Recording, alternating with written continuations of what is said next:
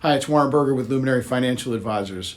I recently had someone ask me about long-term care insurance and whether it would be appropriate for them to get this form of insurance. And it got me to thinking that this is not a subject that's talked about that often, and certainly not by people in my age group, but it's definitely something worth considering as you're planning out your future. And the fact is that a lot of us are going to need some form of long-term care. Right now, the Department of Health and Human Services estimates that people turning 65 now, 70% or more, will require some form of long-term care. And that's basically needing assistance with performing the daily activities of life. And so that could be in a nursing home, it could be a home health care situation, but the fact is it's really expensive. So right now, median costs in the country can range from low 50,000s for home health care to over $100,000 for a private room in a nursing home. And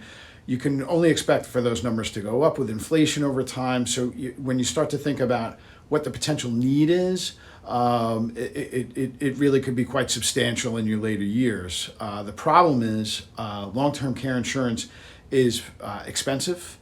The coverage is not always the best, and it's really dependent on a person's individual situation.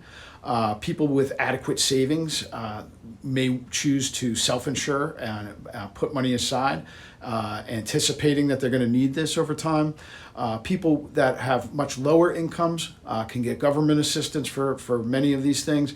And then there's the people in the middle that it's a really tough balance between the costs of the long-term care versus the long-term care insurance versus the ultimate cost of long-term care. So there's no right answer here, and the fact is that each person's individual situation is going to be different.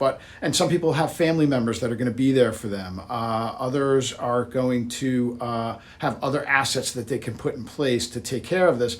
The idea is to just be cognizant of the fact that some plans might need to be made for that long-term care. And there are hybrid insurance policies now that can return death benefits if the long-term care isn't used. There's a few different avenues to be able to achieve this goal, but the idea is to just be thinking about it, starting to make plans. And the fact is, if you are going to look at insurance, doing it at a younger age rather than older makes sense. The charge is going to be a lot more recommended in your 50s to start looking at long-term care insurance if that is the route that you're going to go.